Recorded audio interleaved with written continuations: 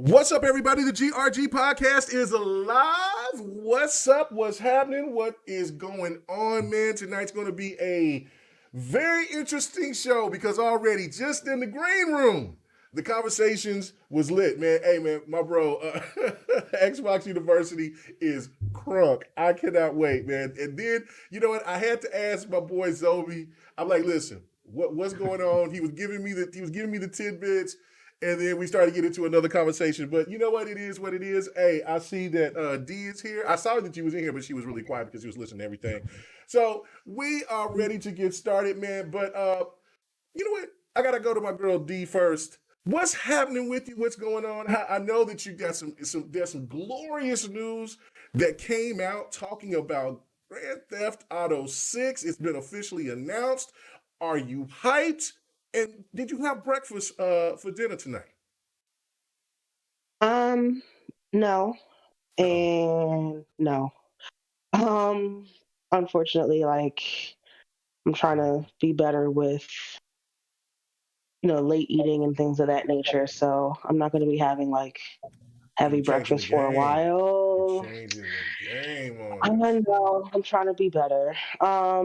And I did hear about Rockstar's official confirmation. It did nothing for me. I'm not excited. And it's just an official confirmation because it was already reported that they had to scrap their ideas multiple times because it's a shit house over there. So, um, no, I'm not excited, and it breaks my heart because I'm not about to fake it or anything or try to conjure up hype. It is what it is at this point with them. Like, I'm not Mm, mad. I'm just disappointed mm, with mm, them. mm, mm, mm, So, mm, mm, mm. All right, Ouch. that is okay. No breakfast and just oh my goodness. Okay, the pain is real, it man. hurt. It hurts. It hurts. But we'll get into it. We'll get into it. We'll definitely get into it. All right, man. Let's get on Most to of our the guests, man. And you know what? These are first time guests on GRG, man. Thank you guys so much for coming through. But first and foremost, let's get to them. Uh, Let's go to this, my man. I've been listening to this guy for years. Like, you know what I'm saying? I've disagreed with him. I've agreed with him. There's one thing definitely that I do support. What this man does is when he supports Japanese games, I'm all about Japanese games. Everybody knows that I'm pro Xbox. I play everything, but you know what I'm saying? You know what I'm saying? Where I lay my head on is on an Xbox pillow. So the fact of it is that man, my man here has been talking about Xbox here for what I think it's been about a good year or so here lately, man. I don't know where did this come from because my brother has been about PlayStation and Nintendo. He's always gonna be about Nintendo, but like what happened? But anyway, Zovi, what's Yes. happening, brother, man? Thank you for coming on to the show, man. Taking the invite. Oh, How you been, man? How's everything going? no, thank you. Thank you so much. A lot of people don't like me. And so, for somebody to bring me on to talk about games, I think it's incredible. And I'm very excited to be here, man. Very excited. I would have asked you to come on a long time ago, but man, I didn't know what to expect because I ask PlayStation guys to come on all the time. I'm like, hey, you down to want to come in to have a conversation? I don't hear. Yeah. Some of them will say, "Hey, man, I appreciate the invite. No, I can't make it." Other people don't even hit me back up or say anything, and then or they'll give me the reverse psychology, like, "Hey, man, come on to my podcast first. And I'm like, "Well, yeah, hit me back up," but then they don't hit me back up. So I don't know, man. You know what I'm saying? I just want to have a conversation. I'm not here to have beef. I just want to have people to have conversations, different point of views. It's I think it's positive for people to have different points of views, but keep it respectful. But other than that, it is what it is. But man, so yeah, no, I definitely will hit you up again if that's the case. You know what I'm saying? It For is a sure. pleasure to have For you sure, on, brother. brother. No doubt. Yeah, no doubt. Moving on down the line, man. Hey, this guy right here, man. I was telling him in the green room, like I said, man, I don't know if it was 2020 when I first seen one of his videos, or if it was last year. It was the beginning of 2020. It was the beginning of last year. It was one or the other. But then I seen and he was doing some Xbox slander. And then I was like, oh man, damn, you know what I'm saying? But he did, but he articulated his points, and I was like, all right, okay, I get where he's coming from. I'm not hating on it. And then he came back and then he talked about the Xbox Series S And he gave it a lot of love. And he, of course, from the stand community, they went out there and they started pushing out on him. And he, he stood his ground. So, I mean, listen, I love when people sit there and stand their ground. I'm definitely one of those people. You put your feet in the dirt, you just say what you say, and just keep it moving. So, man, it's an honor to have you on, brother. You know what I'm saying? Neo, Game Spark, man, what's happening with you, brother? What's going on, K Mega? Wow, thank you for that intro, man, and appreciate you having me onto the show, bro. Yeah, it's kind of interesting because throughout my tenure doing YouTube videos, I've always been. It's weird because like depending on what year or what era people associate with me, they kind of find like different things they like. Like a few years back, I was really big on the Nintendo Switch, and then now a lot of people are subscribed to me for the Xbox stuff. But at the same time, it's kind of like I don't just pick one because it's relevant and then move on to the other. It's just like, oh, this is what I'm interested in at the moment. I'm gonna speak my piece on it, for better or for worse. And yeah, I guess that's why so many people have been rocking with it for so many years, man. That type of level-headed shit, like none of the fanboy stuff. And yeah, it's just great to be on here, man. Thank you. Yeah, man. I was rocking with Neil since 2010. Oh man, that's a fact. Zobi, let him know, bro. Wow. Let him know. So Zobi and I go way back, hold man. on. When he was skinny. Skinny. Yeah. I seen the picture. He showed it before in the other pictures. Yeah, you got into the weights now. He's over here on his. Yes, sir. Was the internet around back then? That was when it had Oh, here we go. One of them youngins. Yes. He was a kid. He was a kid in 2002. He was a baby. Zobi remembers that, man. I had the baby face and everything. Like all I'll say is like my mid-20s were good to me with the glow up. That's all I'll say, man. Oh my god! I'm telling you, he had his iPhone 3GS. He was there flexing. Oh, I didn't even have no iPhone, man. I wasn't cool enough. Like back in the day, I wasn't cool enough to get an iPhone, man. Oh, not even, bro. AT&T. We had the garbanzo beans phones. Like I didn't want to get the iPhone. I couldn't get the iPhone back in the day because my parents were like, "No, that's too expensive of a phone for you. We'll just get you something." They didn't have insurance, and they didn't have insurance when it first flew on. Exactly, bro. So if you broke that shit, you had to buy it out of pocket. So it was not the move. But I had like just like the regular like the not iPhones, but they wanted to look like the iPhones, and they were all really trashy because you can't be an iPhone. But man, it was early 2010s before Android got their shit together. It was a rough time, I tell you. Yeah, no doubt about it. Hey, and you know what I'm saying? I see somebody said that the sound was a little bit choppy. Let me know in the chat if the sound is back. And share this out, man. Let people know that we are live right now. Yes, sir. It is it's very important. And you know what? If you are new to the channel coming in, because I see somebody came in, he says he's only here for Zobi 70. So yeah, go ahead and hit that subscribe button, hit that like button, support the channel. You know what I'm saying? Do that. Or for Neil Spark, if you there, let's go. But anyway, let's go on to another person, man, new to the GRG podcast, man, as a guest, man, first time. Hopefully it's not the last time. And that is Xbox University, man. I see, you know what, it's cracked me up because I look at it as me being in the game for a little bit, not as long as Zobi and for because I didn't know that Neo was in the game since 2010. I mean, I'm 2008, bro. 2008. Yo, y'all elder statements. I jumped in the game high school days. Yeah, like I've been this is like my 7th year. So shit, I jumped in the game. This is like my 7th month. You're right. That's what I'm saying. Like, you know what I'm saying? So this new generation of Xbox cats, man, it's like, man, because I talked to my boy Dirk Riggedy. He's like, man, I've been in the game. I say, nah, man, y'all new generation, man. I went through the wars and the trials and all that, man. I'm chilling. I'm the old man. I'm an old man on the couch, man. I'm in the chair outside, sitting there rocking on the watch, talking to look at these kids now. The kids doing real good now. But regardless, man, Xbox University, man, glad that you could come by, brother. How you been? How you doing? I can't complain, man. Xbox is doing great. Gaming as a whole is doing great. So, like I said, nobody should be complaining, but we all gonna get complaints. But like I said, thanks for the opportunity, man. I love this community, the gaming community, whatever. I just I always been into gaming. Obviously, I've been gaming since like the regular Nintendo with Duck Hunt. But like last year, what inspired me to really start to get into the community more was after the Bethesda deal. I was like, okay, Xbox fighting back, everybody should be happy. Instead, I'm looking on YouTube and to all of the articles and stuff, and everything is doom and gloom. Like, oh my god, Microsoft is dead. I'm like, whoa. Y'all wanted competition. Y'all got competition, now you don't want it. So like I said, I've labeled myself the official Xbox myth buster. Try saying that 5 times fast. But like I said, it's been great since then, man. And I've met a lot of cool people, man, including Yeah. y'all. So No thanks doubt, for having no me on. doubt. Hey man, listen, I sit there and I go into some of y'all spaces because the space things fascinate me because it's something like if the spaces, that's where I probably would have got my start on was on the spaces.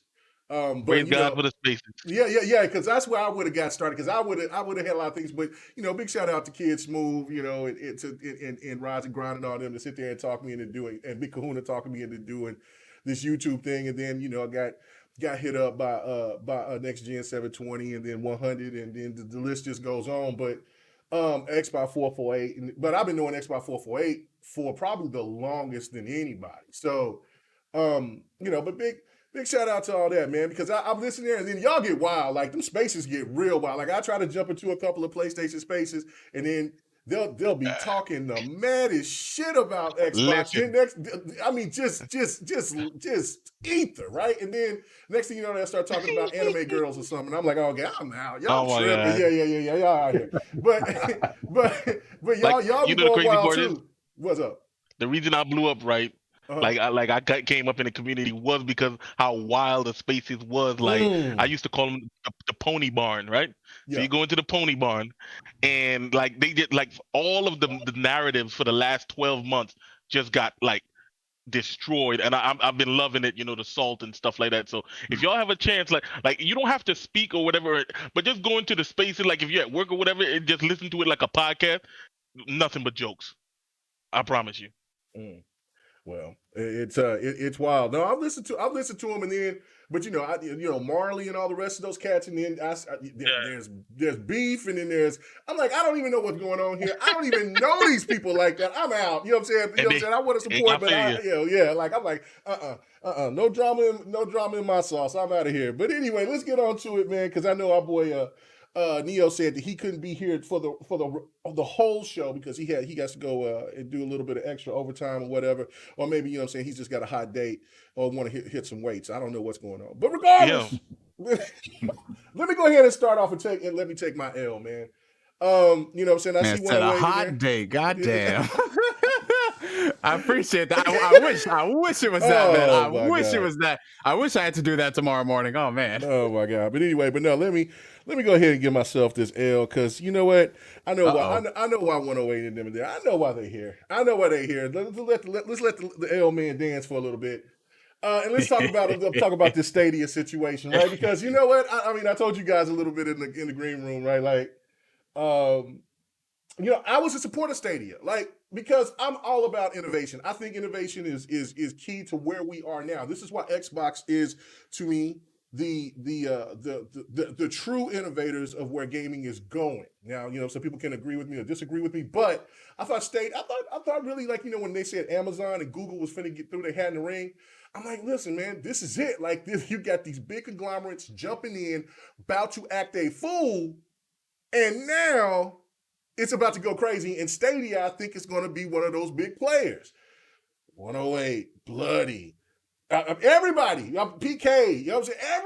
Everybody who's been on that's been a part of the panel, who hasn't been on the panel, they just all try to tell me, Mega, you gotta know the track record of Google. I'm like, it's different now. It's different. Like, I don't think it's gonna be better than what Xbox is gonna be doing, but I think that they're going to be a player. Well, damn. So we could just skip this topic because you know why? Why? Because they came out just like an hour ago and said that they're not going anywhere. Oh, did they? Okay, all right. Well, let me take my L back. Let me take my L man back because I seen all since this morning when I got up looking at topics and stuff, and they were talking about they got demoted. Their whole technology is being shipped to Paladin, like, you know what I'm saying? So they're gonna be working on games on a bike. So you're gonna be over here. So I was like, Lord have mercy. Let me read the quote. Let me read the quote out for you. It says, please, if you hear one thing, hear this. The Stadia team is working really hard on a great future for Stadia and cloud gaming. Mm-hmm. We hope you agree, and we know that the proof is in the playing.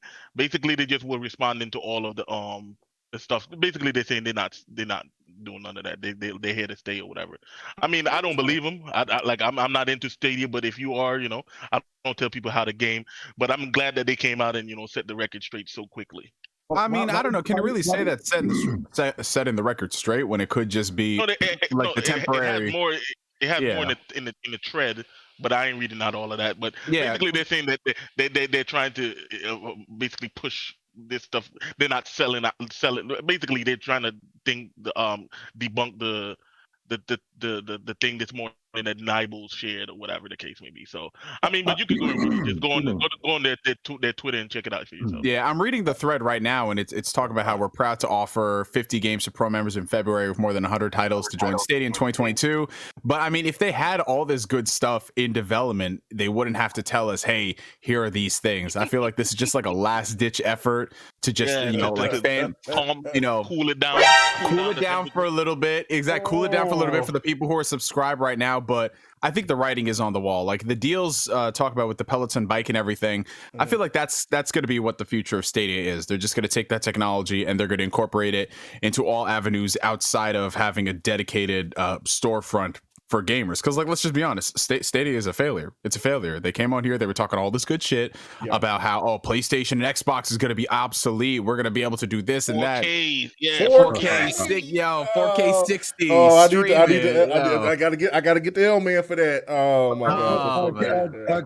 K Mega, what made you believe in the Stadia? I'm just curious. Okay, so just because of the fact of maybe you got stock in Google or something. Well, I do got some stock, but don't worry about that. The whole point of this is that it was about the innovation side of it. I think because listen, when you want to jump into the gaming space, you know that you got to spend big bread. And so when the big boys was like, "Oh yeah, we ready to do it," I'm thinking to myself, outside the box, like, oh, they know that they have to invest. They know that they have to invest and stay in the game for a long period of time in order for them to succeed. I mean, but everybody was telling me like, the way that they did things, especially with like, I think that little Apple, I mean, what was it? The Google Glass or whatever and all that, and all these other things. Like, look at how they spend money on something, but then they drop it and they just move on. And then I'm like, you know what? But I'm sure that their marketing I was pissed about that Google Glass though. So I'm looking at this situation. I'm like, look, I know that their marketing team has to look at this and say, look, everybody who's sustainable in the gaming space have stayed into the game for a very long time, and they had to take their lumps beforehand. Xbox came into the market, but they was getting their head beat in until it actually started flourishing with the 360. I mean, or actually a little bit later, because Halo was the big one that got them over the hump. But because if they didn't have a Halo, then maybe there wouldn't have been an Xbox. I get that, but That's true. But the whole point of the matter is that look, you don't have a Halo, so maybe you're going to start doing acquiring and all this other stuff. So that was my thought process. Zoe was thinking that they were going to be in it for the long haul, at least for at least 10 years, and then they would relinquish if they don't see any type of kickback. But I guess everybody else knows more about Google than I absolutely do. So I'll take the L. I was just saying, because like how you just said that you need a game to come with it, and Google, I don't know if Google has a game to make you want to go over there and play. Is it just going to be the same stuff you could play on PlayStation? That's the case, then I don't think it's going to succeed. Like if it's just all third-party games, then you can play them elsewhere. What's the point? The value proposition of Stadia was terrible because you're paying the same price that you do for consoles, and you don't even own the game. Your experience is contingent on whatever internet you have, which for most people in the country is not that great. And then also, going back to what Zobi was saying, there was no type of killer apps. There was nothing. I mean, they started studios, like they paid Jade Raymond money to make these games. And then after a year, they canceled them. Like straight up, they just kicked them to the curb. Yeah. That's it. He's right. Well, they got rid of Jade Raymond quickly. That's why I said, Sony, you can have her. Because Stadia don't want her. They kicked her to the curb quickly. D, if Stadia don't want her, nobody wants her. D, did you have any thoughts about the situation about my L that I need to, take eventually about Stadia? I mean, it's definitely unfortunate, but Listen, I am very literal and concrete. Writing was on the wall for me when they were literally giving the entire like premiere version of Stadia away for free. Oh, that's right. I got it. I mean, it's free, so if it's free, it's for me. And even it being free, and them being in my inbox about, oh, use your Stadia, this, that, and the third. I'm like, but if I want to play a game of $60, it's contingent on my internet, and my internet sucks. So I'm glad you had the optimism to kind of give them the benefit of the doubt, but um, I didn't have much faith in it. Plus, somebody also showed me like a website of all of like Google's failures, and I was like, this is a lengthy list. Some of it I'd never heard of, some of it I had. So I don't think Stadia has the longevity that they thought it was going to have, especially with the big boys in gaming already having alternatives. So you might want to Yeah, I let know. go of this one. I gotta let it go. I gotta let it go because it's just like what Neo said. It's eventually, they prolonged it. I know that they gave this nice speech, but it just isn't resonating. And I don't even know. Like, I mean, I like Luna. Once I got a chance to start playing Luna, I like Luna better. So and I've been capping hard for Stadia. Damn, you tried Yuta too? You Yeah, tried the yeah, Luna too? yeah. Man, you try everything, boy. He's on it, bro. I'm You on try it, that? bro. You try that Switch? You try that Switch streaming? No. No. Yeah, It but ain't go that far. I will say this much. As far as like streaming is concerned for games, like everybody talks about it's the future, it's the future, it's the future. Okay, sure, it is a future. But in the current day, in the present day, nobody wants that shit. Because if people truly wanted this, they would subscribe in droves. And judging by the subscriber numbers, they were very low. And judging by how far they went to go secure, like probably the greatest thing about Stadia, I think the most positive press it's ever gotten was the fact that when Cyberpunk 2077 launched, the best version to play that game was on Stadia, ironically, because it wasn't contingent on your hardware. So if you had a PlayStation 5 or Series X and the game was running like dookie, you could get it on Stadia and it runs somewhat decently if you have good internet. But honestly, I feel like Microsoft has the best approach to this whole situation because they're not forcing streaming on people. It's an option. They realize that, hey, this is going to take a long time to get going, but we have it here. You're giving us feedback, and that's how it should be. Stuff like streaming should always be something that's constantly evolving and progressing and in beta, right? But you can't sell a beta to people. You got to couple it with something else like Game Pass. Stadia was trying to sell it as a premium experience, but they didn't have the content. Xbox, you can stream the games if you want. Like, I'm gonna be honest, I probably spend maybe 5 minutes a month streaming through xCloud, but it's nice to have it there in the case that, hey, if I want to try this and give them feedback, cool. And it keeps getting better. So, Yeah, no, I mean, just like with my boy Sir X-Man, we were downloading because he doesn't have a Series X yet, right? So, or a S. And so he still has the old he has Xbox One X or the S. I think he has both. But when we have our fight night on Sunday nights or whatever, we was trying to play Mortal Kombat, and Mortal Kombat did something sneaky where like nah, if you got an older console, the new consoles against the old consoles just ain't working. So what he did was like, man, let's try this cloud thing through, let's try Mortal Kombat since now it's a Game Pass and they're doing it through the cloud. Let's try it. And while I was downloading it from to my PC because he rebuilt his PC, and he was downloading it from his Xbox. I mean, not from his Xbox, but on his PC. We were playing at the same time, and there was very little lag. And I was streaming at the same time. That kind of shows you like that is nuts because we were playing. I was streaming. He was downloading. I was downloading, and we were just playing the game through the cloud, trying to show like people. And we were playing online. So xCloud is definitely legit. The one thing about it is where xCloud is definitely in the front is because of what you were saying is that all the rest of these companies, they don't have a portfolio like Xbox has already. And so that's why but for me, I was thinking like, well, Google and Amazon, they're going to start buying. They're going to kick off the acquisition wars. That was my thought, my premise of it, and that was another reason why I thought that Stadia would probably be ahead of Google and probably be in competition with Xbox going forward. So Zobi, there you go. You hit it again. But Zobi, what is your thoughts about this whole Stadia situation, man? To be honest, I had no type of feeling towards it. It was like when Sony announced the virtual reality headset. I just had no feeling about it whatsoever. And and the thing is, the same thing to go with the Sony virtual reality headset. Mm-hmm. There's no hit apps. There's no hit games. When I grew up, the Mario is what brought you to the Nintendo. Halo was what brought you to Xbox, Sega, Sonic the Hedgehog. And then when you got there, you were able to see what was going on.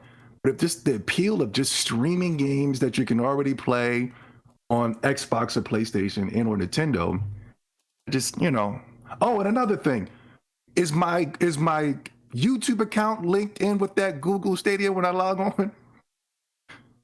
Yeah, it is. So what if I go on YouTube bashing Sony and then Sony gets me banned on YouTube? Do I lose all my games? No, that part, no, I don't think you do. But I mean, yeah, you do have it does link you in. So yeah, no, that is my Google account, crazy. Right? Yeah, do your Google account, right? Like, because you can link your Google account to damn near anything. Like, I mean, it's nutty. Yeah, but anyway, I really had no feeling whatsoever. I apologize that I don't have too much. I just know at the end of the day, it's going to take some hit apps, man. And there was not. Mm-hmm. Oh my goodness. Okay. All right. Well, and by the way, you said Xbox took some hits. The OG Xbox actually sold 20 million, which was more than the Wii U.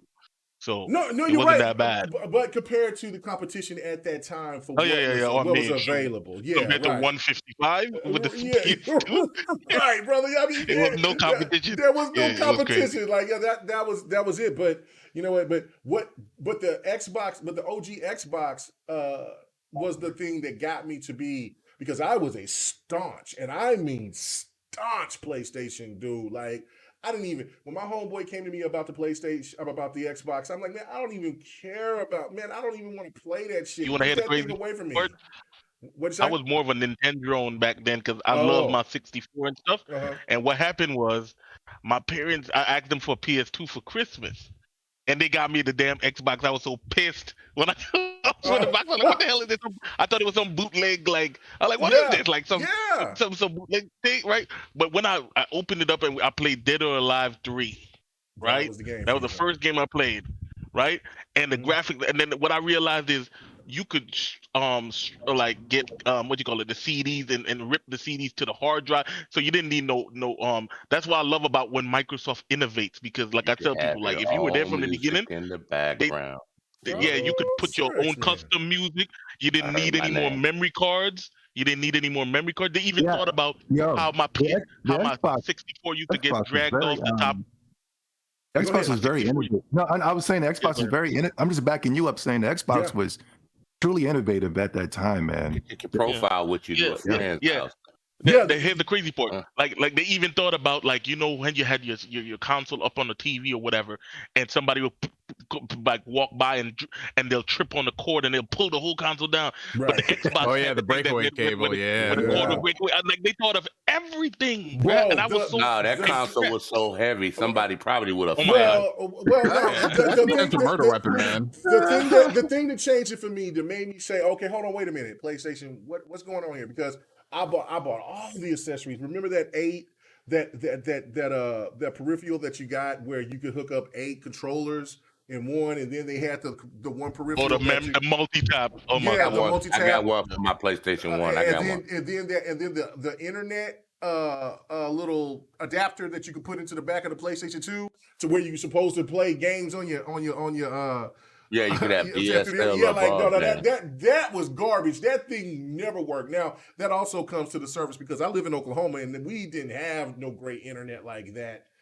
back then. So that could be a testament as well. But again, you live in Oklahoma?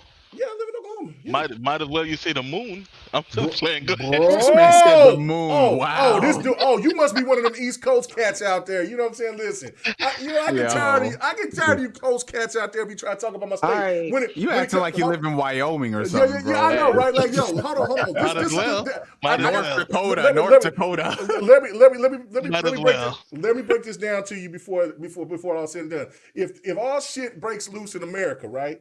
Where you think y'all gonna go? Y'all gonna be coming out here to the red clay, and y'all gonna sit there. And y'all ain't gonna know how to fish. Y'all ain't gonna know how to hunt. Y'all ain't gonna know how to do shit. Yeah, you gonna be on that red clay, and y'all's ass is gonna be. I watch Pocahontas. Shit, Pocahontas ain't gonna do that for you. Wow, it kind of shows how much. They ain't gonna know what's gonna happen in that red clay, boy. Just around the river band. They gonna nuke everybody else. Out of me. Listen, I'll be just around the river band. You feel me? Don't worry, I'll be good. Wow. Sweet home, Uncle, baby. Let's go. But that was I'm sorry for derailing it. I'm sorry. I came in because I heard X Cloud. Go ahead. What was you gonna say? So no. Somebody asked Zobi. What was you gonna say? I was gonna ask a question. Yes, sir. Just to go back to the. You said you were a big time PlayStation fan, right? Yes. I was with the PS2. You made the jump when you got the original Xbox, correct? My homeboy talked me because he got Halo, right? And then hated shooters. I wasn't a big fan of shooters. 007 GoldenEye was the only shooter that I really liked, and then there was times. Not Perfect Dark? No. Well, Perfect Dark was later on. Like that was 360. Yeah, boy, you showing your age, boy. You just a baby. Anyway, so just a youngin. We're talking about 64, right? No. We're talking about the 64, 007. Oh, that version. I'm asking you is, was the PS2 overrated? No, it was not. No, absolutely not. No, it wasn't overrated because it had so many games. PS2 overrated to the point, as soon as you played Xbox, you said, "I'm done with this." Okay, so I needed it all. I needed it game. Yes. Well, hold on. But see, I wasn't an online dude back then. It took me a long time before I got into the online thing. So for me, and quickly so we gotta go because I know Neo's got to get out of here, and I want to get his get a start with the Activision, this acquisition wars. But the thing for me was about what sealed the deal for me was the hard drive. Because that was something, because I kept buying memory drives and memory cards for PlayStation, right? And then even and the one thing that we used to do, we used to be really crazy advocates of college football. And so what we would do, we would buy magazines. We would buy college magazines. It would be like it's 10 of us. We get together and we would take turns and we would put every college player's name in to fill in the actual names. That is dedication. Yeah, bro, that real life, like that's what we did, right? Like it was 10 of us. And, 10 or more actually, because we all was, we were deep like that. So we would sit there and we would put every name from all the college for all the college teams, all the players, right? So then when a couple of those memory cards fucked up from some of the homies that took it, or maybe they just misused it or whatever, then it would mess up a lot of stuff when we would go over to friends' houses, and then they didn't have their end of the bargain, and then I didn't trust, because people be smoking and shit like that, and I'm like, man, no, y'all nasty. I ain't trying to sit there and be bringing my memory cards over here. So fuck that. We just gonna go with numbers. And then when I went over there to my homie's house and he had Madden, and on top of me playing Halo and Brute Force, he played music on that thing. I said, hold on, wait, man, they can't play that type of music. I ain't never heard this type of music. He says, oh, man, you can put music in your hard drive. I said, what? I said, a hard drive? I said, like a computer? He said, yeah, man. And then he did that, and then when he showed that he can burn music into the hard drive, and then it had, remember when you could go into, it had those silhouettes and all those crazy different designs and fluorescent colors and shit going on like that. That used to be my party thing. Like after we would come from the club, we pull up a couple of chicks and shit, and we would bring them over to the house. I would put in a CD. Oh Lord, bro, real life. Hey, ain't nobody gonna be sitting there in the front. Real life. Hey, Hey, bro. What club? With the Xbox and the music. Hey, Wait. What club? What club in Oklahoma, bro? Please tell me the name. Down the block. No. There was Lexus, Horaces. There was Grams. There was Mixers. There was that shit's all made up, bro. Bro, go type them in and see if those clubs ever existed. I want that search history from Oklahoma on my shit. Bro, I'm gonna tell you like that. Club popping. You gonna get some Oklahoma promoters in your DM. You can also find in a certain game. You can find. Hey, Megan, there wasn't no girls in Oklahoma. Are there girls in Oklahoma? Shit, boy, we got the victims out here, but y'all understand? Y'all know about them women out there. You know what I'm saying? I don't. I really don't. You know what I'm saying? But anyway, he said the flat booty. Y'all got the flat booties out there. I'm in Atlanta. Nothing you can say about Oklahoma top in Atlanta, sir. Bro, are you kidding me? What are you talking about? And on top of that, we have a variety. What are you talking about? Anybody have an All-Star Week in Oklahoma? Anybody going to back? Are you kidding? This Oklahoma geotag. See what these girls looking like. Go look at them. Ain't no basketball players going to the club in Oklahoma? See what's going on. I'm gonna go on Instagram. I'm gonna just type in Oklahoma. Let's see what this gets. I'm gonna tell you where you can find them. Yo, Neo, just go to farmers.com. The hate is real. The hate is real. Farmersonly.com. You see plenty of them. Hey, hold on, wait. Even Ron Artest, when he came out here, he was like, "Oh, I didn't even know Oklahoma had women like that." Yeah. He has mental illness. Chris Paul, look, I met them cats when the Hornets first came over to when the Hornets first came over to Oklahoma from Louisiana after Katrina, right? They came over there and it was like, you know what? I mean, it's a little ass city, but you know what? Y'all got some chicks out here. I'll never forget it. Like we were so hyped because it's a city, but man, you know, we doing our thing. Let's go. Anyway, why y'all clowning me about my state, man? Red dirt, red clay. Because you clowning the East Coast like shit ain't popping over here, bro. What you mean? Ain't shit out there, man. Ain't shit out there, but mean ass people. Listen. Excuse me? I am not living anywhere. Atlanta, Miami, get your life. I'm looking on Instagram. I'm looking on Instagram right now. There's just a little too much rah America for my taste. So I'm no. There's a little bit of that, but there's a little too much of that, bro. For me, but bro, you come out here to like I was telling my boy Lemmy, come out here. We're gonna take you to the spots. There's more tornadoes than females. Man, these Native American women out here, boy, what you talking about, man? We gonna get you wild. Listen, there's more tornadoes than females out there, man. There's more tornadoes. Bro, I got bro, I'm married. I gotta live through y'all, so I'm just like, hey. Oh, you married? I'm asleep. Yeah, I'm married now. But that's why you don't mind living there. That's why you don't mind living there. Bro, I just got married. I'm about to be on 2 years, so that should tell you right there my life was over there. Oh, it sounds like this man regretting that. No. Yeah, you was in the cornfield. Yeah, that quarantine marriage, bro. Oh, congratulations. Anyway, no, hell no. Y'all Disrespect. All right. Let's talk about these acquisitions, man. I'm done. Yeah, let's talk about the acquisitions. The COVID wedding,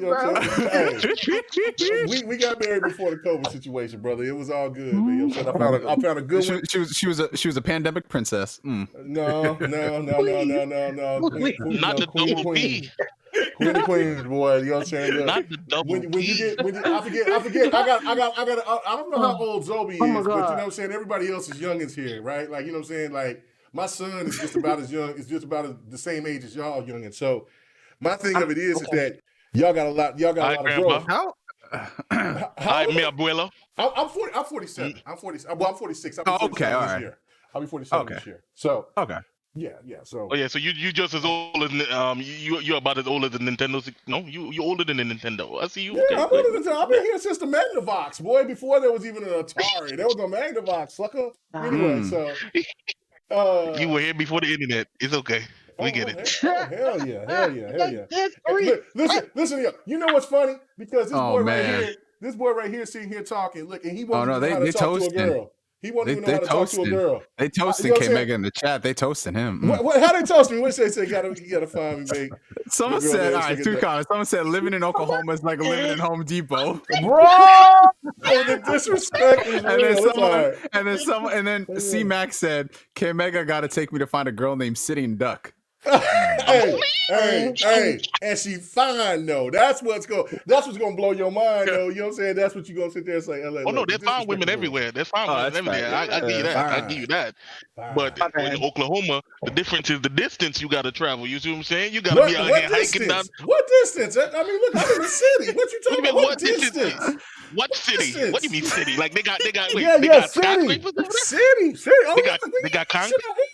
We got what? Man said they got concrete. I thought you was living like Clark Kent. See, that's the thing right there. See, that's the problem right there with these cats. That's right.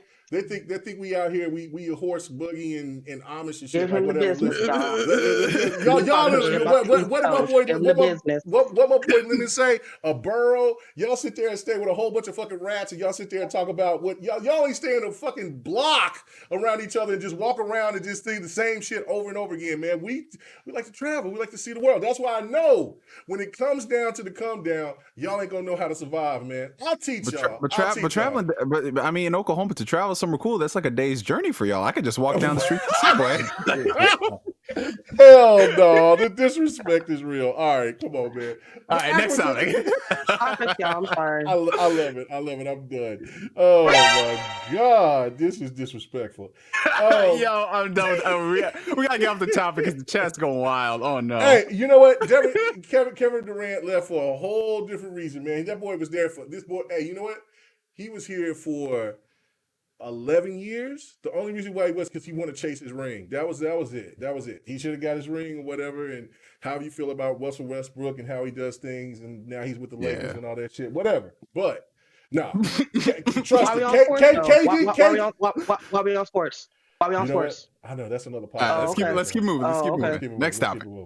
Betrayal. All right. So, all right, so let's talk about the acquisitions wars. Okay, so Bungie is now is going to be associated with, or they got acquired by Sony. Now, a lot of people this is the thing about it. It's just kind of like with the acquisition from Xbox picking up Activision, or I should say Microsoft picking up Activision. There's so many details within it and so many layers. Now, Activision is a much bigger conglomerate than Bungie, but a lot of people feel that PlayStation or Bungie came out like the fat rats because of the fact that they paid more, and on top of why they paid more, they wanted to hold on to their employees, because it seemed like if you're going to pay more to hold on to employees, it kind of seems like those employees was about to bounce. Do you feel that this was a good move by PlayStation, and what can come out of this in the long run for Sony? And I'm going to go straight to you on this one, Zobi. What do you think, man? This was one of the worst moves I've ever seen. Oh my God! This is terrible. This is horrible. And you know what really pisses me off? You know what really pisses me off is that they dropped Japan Studios. Does anybody know Japan Studios? They made some of the. Yeah. They helped and assisted, and if not led, Bloodborne, one of the best games on the PlayStation 4, in my opinion. They got rid of Japan Studios, then brought in Bungie for $3.6 billion, and they only made Halo, of course, but then after that was Destiny 1 and 2. In my opinion, I was saying that it was desperate before Michael Pachter and the analysis came out and said it, but when I said it, it was considered trolling. I said it. They told me I was a fanboy. They said I was a madman, like what Thanos said. Yeah. Go ahead. The reason they said that is because the gaming media, as soon as it was announced, everybody thought it was stupid, and then as soon as the gaming media came out, they were talking about, oh my God, this is so fantastic. Oh my God. Yeah, this is incredible. Oh my God, this deal has been in the works for over 5 years. And I'm like, this is this is the stupidest thing I've ever seen in my entire life. And right after Microsoft acquired that mega deal with Activision and Blizzard. So it's like, it was, of course it's desperate. I don't want to hear it. It's desperate. Just to say, just like Michael Pachter said, just to say, me too, or I don't want to get left behind. Let me break this down real quick. Let me see how crazy it is. Yeah, okay, they paid half of ZeniMax for one studio and one IP. That should tell you everything you need to know. Like, Bungie is great, but here's the worst part about it. They don't even own Bungie. Bungie is still independent. They can still leave like how they did Activision and how they did Microsoft. So you paid half of Bethesda, but you don't even own them. They can get up and dip. They still own the Destiny IP and stuff to teach y'all how to make live service games. I said at the beginning of this generation, and I was mocked. They called me a madman. They told me I was stupid. I said, listen, Sony messed up because they were so fat and happy last generation being in the lead. They thought that there's nothing Microsoft could do. They got great. They're in the catbird seat. And what ended up happening, Microsoft hit them over the head, caught them by surprise with the ZeniMax deal, right? Then they caught them now again with the Activision deal. And as you can see, I posted a video today, they're down $28 billion in stock evaluation since the beginning of the year. My guy, only 1 month has passed by. So the investors know what I know, but all of these crazy people on Twitter, they like, no, Sony is a great. No. What's gonna happen is they spent that money because they needed something. They needed something to say, yo, we're not falling behind. We're not falling behind. But the problem with Bungie, like I said, is 1, they don't own them. 2, it doesn't come with any IPs. 3, Bungie is only one single studio with like 400 developers or whatever the case may be. And that money would have been a lot better spent if they just added a couple more, like 2 or 3 more billion and get like Capcom or something. Why Bungie? But then now, here's the biggest problem they're going to have. Because they overpaid for Bungie, they're going to have to overpay for everything else going forward. For example, if Capcom wants to sell, Capcom is worth like 5 or 6 billion. They're going to be like, whoa, you just paid damn near 4 billion for one studio with one IP. We're coming with like 20 IPs and multiple studios. You're going to have to give us way more than you're going to have to give us more than like 12 to 15 billion if you even want to come to the table.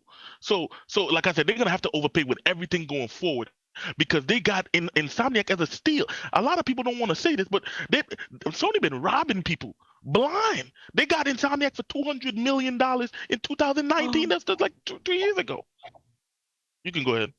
Oh no, okay, good stuff. Let me read the super chat. Hold on. Let me get to the super chat first. Okay, so the super chats work, ladies and gentlemen. As I had to steal that from my boy Xbox 448, I always acknowledge that. You know what I'm saying? I don't have no problem with saying that. Ain't too proud to. Ain't no shame, bro. Ain't no shame. Zobi, my boy. Dragonheart Yobi. I said Zobi. Yobi. That's what I meant. I'm over here. This Crown Black is over here about to hit me.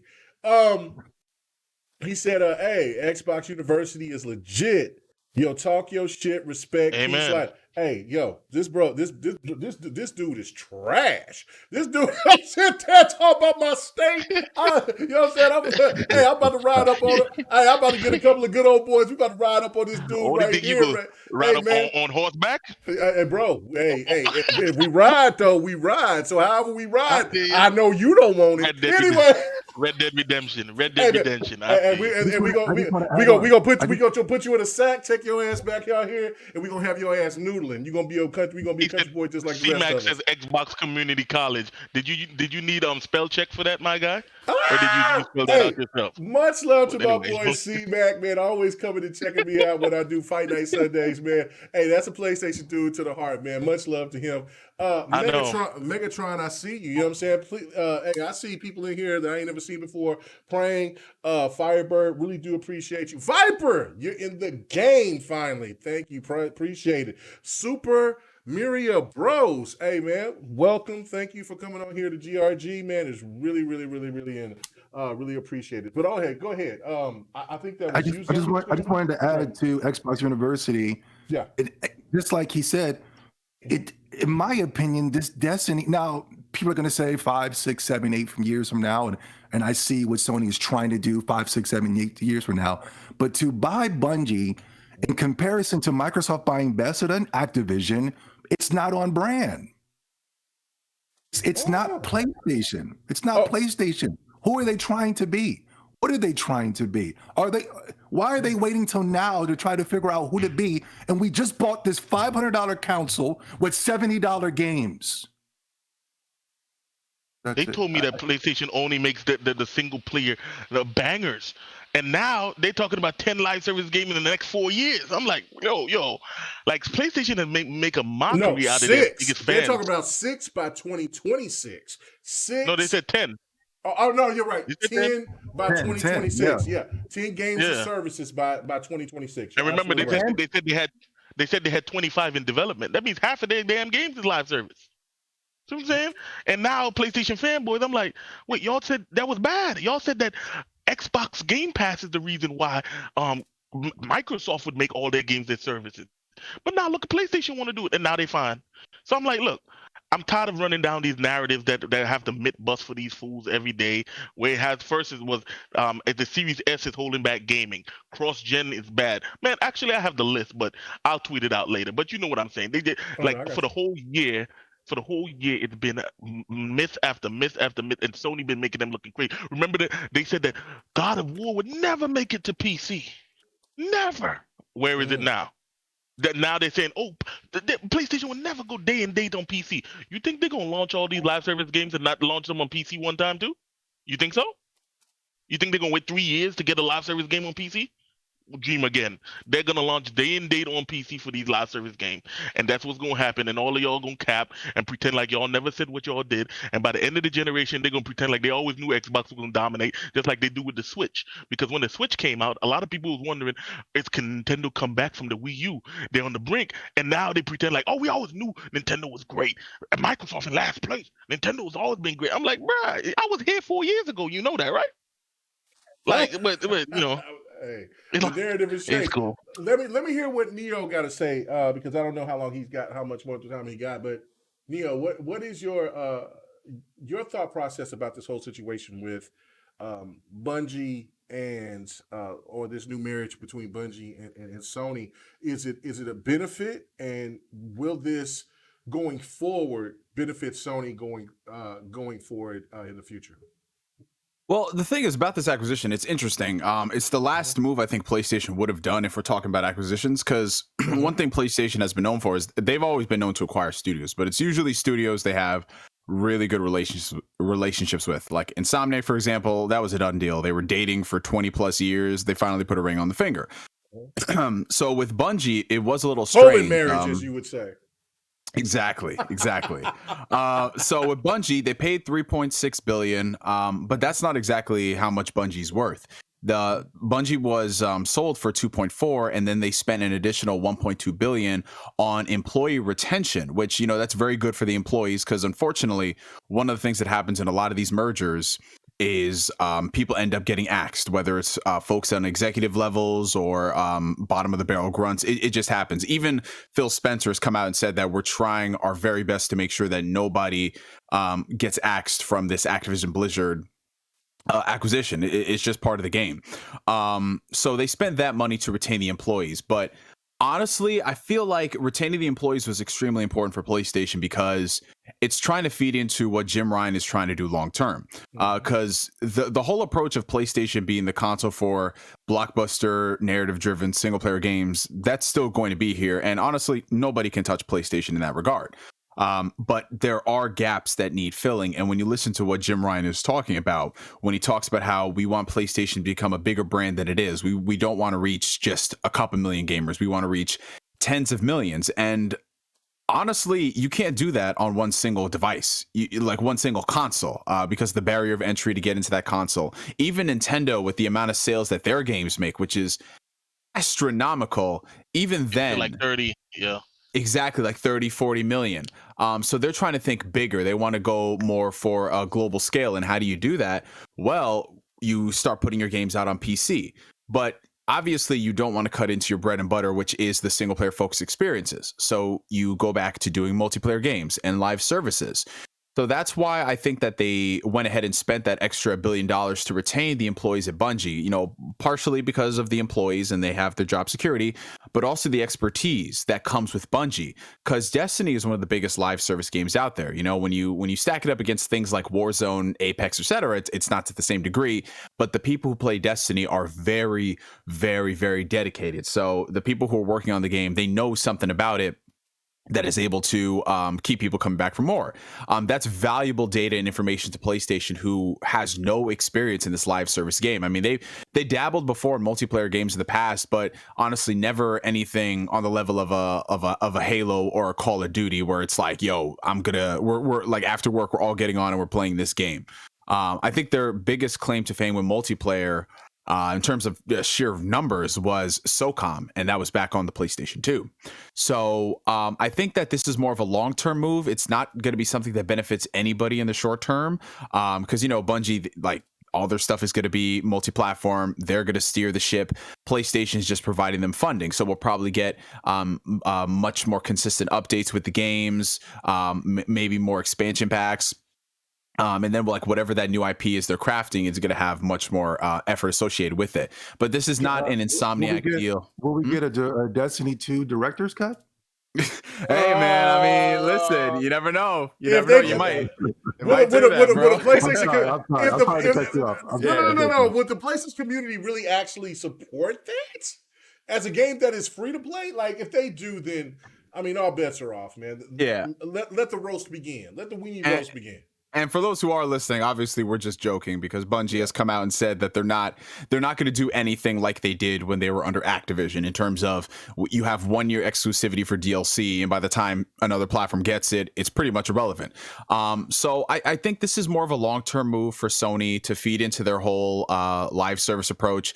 10 games out by 2026. The quality of those games, are they going to be good? I have no idea, but I'm glad that they're trying it. And if you are going to have the expertise to help, you know, navigate that realm, because all the PlayStation studios are working on multiplayer, like Naughty Dog's hiring, Insomniac's hiring, Sucker Punch is hiring, they're all doing something. So you have people who have that experience, and you can share that DNA across the family. It's all good. And I mean, I can't say for certainty that all these games are going to be good, but I mean, like Xbox, for example, Xbox throws everything but the kitchen sink. And, you know, a lot of the games that they put out last generation were duds. But then you have something like Sea of Thieves comes out, and that just does astronomically well for them. So yeah, everyone's looking for that one game, if it can be that Sea of Thieves. And the thing is, you don't have to be a Fortnite or an Apex Legends in terms of popularity to have people coming back for more. You just have to have a consistent game that people love playing, with good updates and engagement and all that good stuff. And that's how you make things happen. But the last thing I'll say is, I don't think that this acquisition is anywhere near exciting by comparison to Bethesda or Thank you. Activision. That was going to be my next question. Yes. Yeah, because with those, like, first things first, it's filling in a lot of the gaps for the Xbox ecosystem. And number two, Game Pass. It bolsters the Game Pass lineup, and that's why a lot of people are excited, because, like, yeah, you can say, oh, you guys are just shilling for Game Pass, but I mean, the fact that these $60-$70 games are coming out and they're gonna be on the service because Xbox owns that studio, that's really cool. So I don't think that these acquisitions can be compared. I mean, PlayStation, they spent this money, they're cool with that. Hey, it is what it is. But yeah, like, it's not the most exciting thing. Like, I did my stream talking about it, I said my piece on it, and that's it. You know, it's not like we're gonna get anything like, ooh, what's gonna happen next? You know? Right. Okay, so I do got to ask you this, because you know, like I said, I don't know how long you got, but yeah, I can go for about 10 minutes. Okay, all right. So the acquisition wars, right? Like, because now we hear Sega, they're talking about they're going to want to do acquisitions. EA has talked about acquisitions. Even Bandai Namco is talking about, like, look, we might be in the hunt for acquisition. And Nintendo was the only ones that said, look, nah, we good where we at, bro. Like, I mean, Pokemon is kicking everybody's ass right now. So, you know what I'm saying? Because, listen, I don't know what, you know, I know that there's a lot of people that go after Nintendo for what Nintendo does. And people always don't get me started. Well, no, but this is my Please thing. Don't let me start. But this is one thing that needs to be put in check for the Xbox and PlayStation community. As me being an Xbox guy myself, when it comes to exclusive content, other than Halo and Gears and Forza, Nintendo is king when it comes to the exclusives. Like nobody touches Nintendo when they drop their big exclusives. Nobody touches them. Nobody except for the titles that I just said. PlayStation's PlayStation exclusives not even in a discussion. Even when we're talking about Halo, Gears, and Forza. He only got 10 to be minutes. fair though. Spider-Man is that one IP that. Well, to be fair, every single one of like it. even the newest. All right, to be fair though, with PlayStation, even their new IPs this generation have sold well in excess compared to Halo, Gears, and Forza this past generation. Like the sales numbers, you can't even get accurate sales numbers for those games because Microsoft hasn't reported them like they do in the 360 days. Like Horizon Zero Dawn, 10 plus million, all these other games, 10 plus million, 20 million units. So PlayStation is a lot closer. Halo 5, regardless of how it was talked bad about, Halo 5 did way better than what any PlayStation game that came out. What was 5 million? But what was the sale? What was the Halo 5 sales numbers though? Well, I mean, if you go by 10 million. No, I mean, hold on. Why does everyone always count that when the Halo 5 is a continuous played game? Well, continuously bringing revenue. One and done's are done. No. But he mentioned sales numbers. That's why it's on the topic. We're not talking about concurrent. I'm talking about sales numbers, right? Who's in Game Pass? Not talking about revenue. Because no, Neo is right, but this is where the rubber hits the road, right? Like with Halo 5, regardless of all the situation with all the backlash that he got, right? You know, hashtag save Locke, you know what I'm saying? You know how I feel. Well, if anybody follows me, you know how I feel about Locke and having a Team Osiris, a team of color being represented. I don't give a fuck what anybody say. You ain't gonna touch. You ain't touching them. You ain't touching them. Fuck Blue Team. Fuck anybody else. Team Osiris. That's it. But Locke say it with your chest. Locke shouldn't exist. What'd you say? Should have done more. Should have done more with Locke. No, they are going to do more with Locke, but they should have gave him his own game, like make him do some type of. Oh yeah. But we're talking about the. But we're talking about the sales. We're talking about the sales aspect. Okay, so this is why I will go ahead and make this point, because there was only one game that competed with, and if you go back and you check Google, check your research, there's only one game that competed with Call of Duty that year, and that was Halo 5. There was no other game. And if you were going back and you would look at what I think it's Uncharted came out that year, Uncharted's numbers were low. Uncharted's numbers. Uncharted Halo was 2015. Uncharted was 2016. Okay, 2016. But even though Uncharted, with the following year, Uncharted's numbers was stuck at like 2.3, 2.5 million until they bundled it with the console, and then you heard PlayStation fans talking about, well, Halo 5 is doing good because they bundled it with the console. Well, the same thing happened with Uncharted. Well, so stop with the capping. Again, Miles Morales. Yeah, Miles Morales. There's plenty of that, right?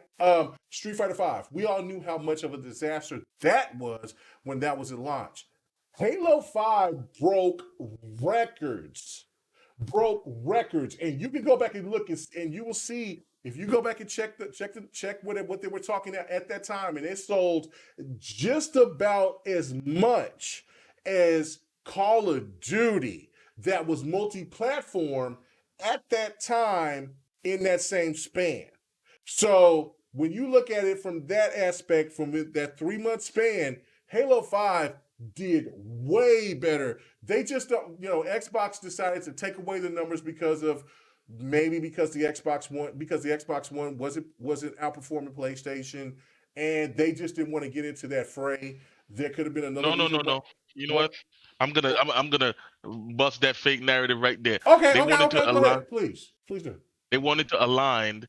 Not to be fair, of course, them doing worse than PlayStation had something to do with it.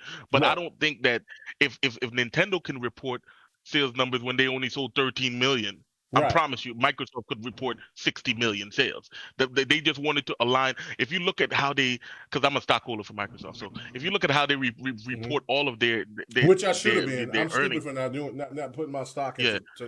And I did it with they Google don't even they don't even tell you how much of Windows they sell. of anything that they sell. They just report revenue Right. because that's all they care about. Then Yep. so they wanted to bring Xbox and gaming into alignment with everything else that they do. They don't give hard data on anything. They don't tell you how many computers they sell. They don't tell you how many Windows software they sell. They don't tell you none of that. They just say, "Yo, this is the revenue. It went up. It went down. Boom. That's it."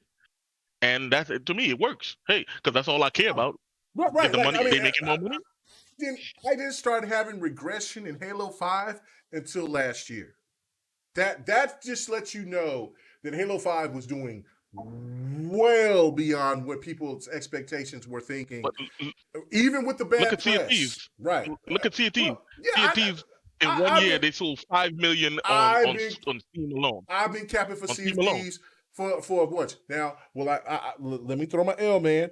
I took my L for Bleeding Edge because I thought Bleeding Edge had was in a space, but once Ninja Theory said, "Well, we got to take these devs." Yeah, that's a super L. Yeah, no, we got to take these. We got to take them, and we got to put in for what we're doing for everything else.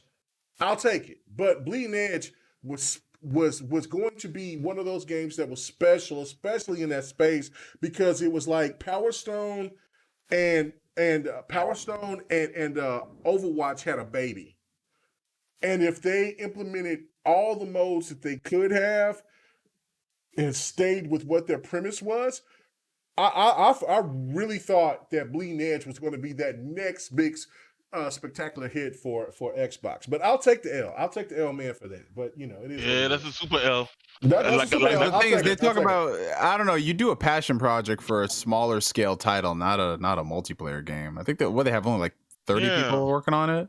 Yeah, what they need to do is, it was less than that, I think, because I met them out there at E3, and they were, and I played Bleeding Edge more than anything that I played out there, and and the lines were packed. Everybody understood what there was, but the one thing about with online play is that, okay, what have you done for me lately? What else can you give me mode-wise than the only 2, 3 modes that you have? Somebody said the PS5 was a passion project. I'm asleep. Oh Lord Jesus. Okay, all right. So let me ask you this question, Nero, and then everybody else can jump in this. So this man called me Nero. Am I that Devil May Cry? I'm like saving the basics. Hold on. The Crown Black is starting to hear me. Okay, so let me Neo, I'm sorry, bro. I'm sorry. Nah, you good. So the one thing that I wanted to just make this point is I feel personally that it does benefit Sony because Sony does not have a strong multiplayer presence. Hold on, why does Sony need that? Well, one second. Hey, all right, hold on one second, because I got to go in a few minutes. So I want K-Mega to get his point out first. Okay. No. This is why you're making my point for me, Zobi, is that they need it because the only thing that's okay. So let's just say that PlayStation acquired Square Enix, right? Everybody be like, "Oh, yeah, I can see that." You know what I'm saying? It's not on the Xbox Microsoft acquisition of Activision. You know what I'm saying? That's something different because you not only have the multiplayer aspect, but you have a plethora of great single player IPs that they can bring back. This right here is something that for me Sony has always been lacking in because regardless of what you feel about The Last of Us, or you feel about Uncharted, or you feel about the Warhawk effort, MAG, whatever, Resistance, Killzone, the online aspect from PlayStation has always been from good to mediocre. They have never had anything that was substantially great compared to what Xbox does. And that's why I feel for me that is a great addition for them, but Sony had to pay the price. And you know what, Xbox University brought something to me that I didn't even think about is that now Square Enix and everybody else, when they come to them, is like, oh, I'm going to finesse their ass. They spending more money. I'm going to hit them. So Neo, what do you think? Do you think that this in the long run will hurt Sony because of the fact that they did sell out the way that they did for Bungie? And will this actually pay off at the end because they are desperately needing that multiplayer games as a service type of game to be in their portfolio? So we don't know exactly how this is going to pay off for them long term. I mean, we don't know about anything that happens in the gaming industry. Like, I remember when the Wii U launched, everybody thought that, oh, this is Nintendo fighting back, and then look what happened to the Wii U. Like, so I'm hesitant to make these bold predictions that, oh, this is what's going to happen, because we don't know. Tomorrow is never promised. I need more. I need more from you. That I know. I'm about to give it to you, bro. I'm about to give it to you. Okay. I'm about to. Don't worry. Give it. All right. Give it so, all right. You know, like, I can't make that if it's going to pay off. I don't know. I mean, I would like all these games to come out and do really well, because that is something that PlayStation has been lacking this past generation. And shout out to my homie Broken Games. He was saying how PlayStation's been charging for PS Plus for the past like 8 years or so, and they haven't put out anything from a first party perspective, which is pretty hypocritical. At the very least, Xbox has multiplayer games. Like, whether you agree with the quality of those games or not is irrelevant, because they're putting out those games and people like them. Same thing for Nintendo. People don't like Splatoon, being a kid, being a squid, but, you know, a lot of people gravitate towards that and people enjoy playing that. Mario Kart. Exactly. Mario Kart, Smash Bros, when it works on Mario that Walmart, Party, on those Walmart servers. Mario Tennis, Mario Golf. You could go down the list of Nintendo multiplayer games. Yeah, it's crazy because Nintendo was the last person to get to the online race, and yet they have now more multiplayer games from a first-party perspective than PlayStation. And I think part of that has to do with the fact that during the PS3 era, PlayStation was throwing similar to what Microsoft did last gen, just throwing everything and hoping something sticks. They did the same thing for multiplayer, and it really hurt them, and it backfired, because in 1 year they launched SOCOM 4, Killzone 3, Resistance 3, a new MotorStorm game. They launched all these games that had multiplayer, and none of them really caught an audience. Oh, they dropped another games you just named trash game. Yeah, like, because they just launched everything there, and they hoped that something stuck with it. Then they took a break and said, okay, you know what? Let's just focus on single player.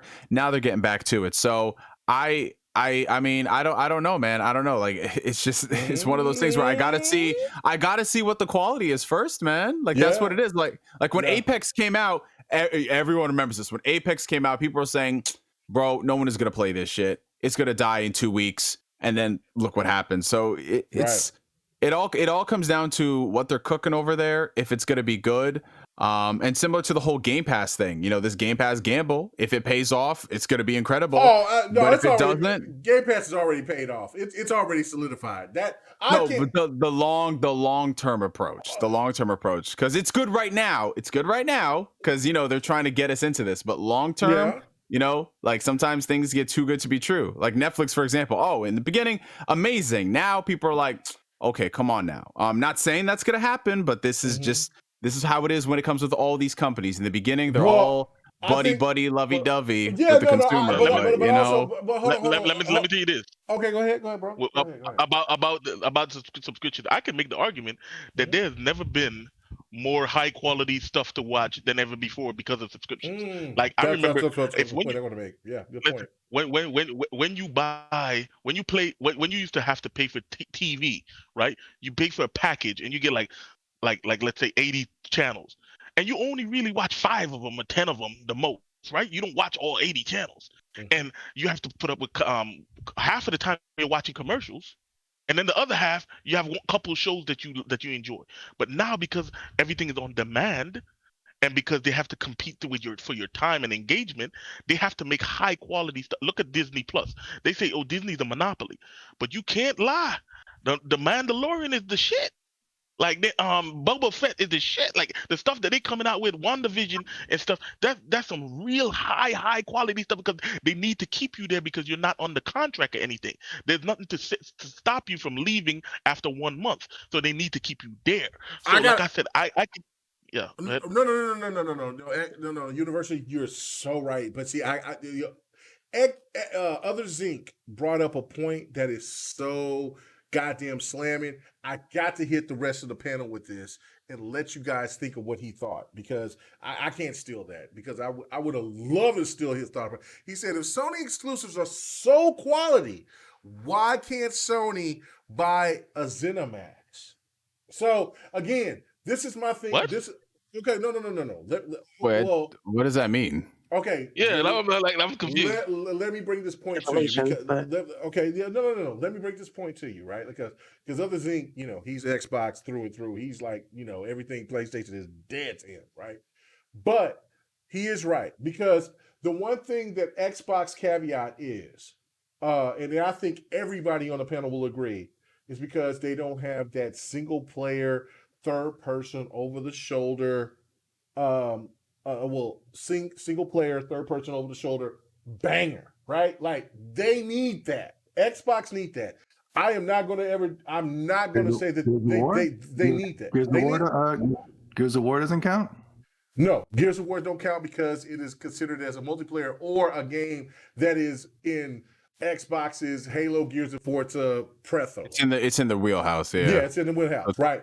They need something new, like Ghost of Tsushima, right? So, okay, so for PlayStation though, PlayStation has all these single player Rise-ish. I got so much flack for me saying that about God of War, since they went and changed up from the Cory Barlog era, from the David Jaffe, which I wasn't trying to hate on them about it. I was just saying, look, it looks Rise-ish.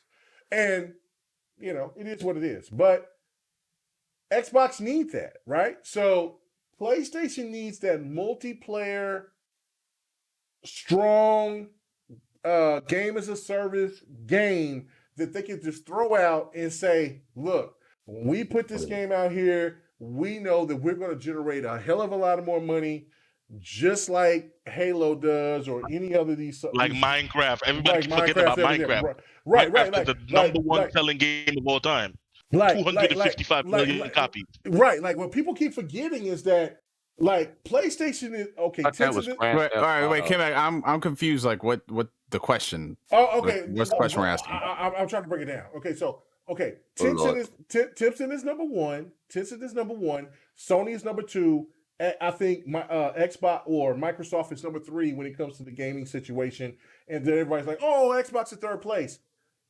That should scare the shit out of Sony for just this reason, because all Xbox needs is that single player, over the shoulder, AAA banger that they're lacking. No, Xbox is lacking that. No. What do you call Starfield, sir? No, we ain't seen something. Listen, I'm not going to cap for Starfield until I see some more about Starfield. I'm a cap because I'm playing Skyrim right now. Oh, well, and shit. let me tell you, I ain't. Oh, no. I thought you said Starfield. No. I did say Starfield. Starfield was made by people who made Skyrim. Well, and then you still. Wait, hold up.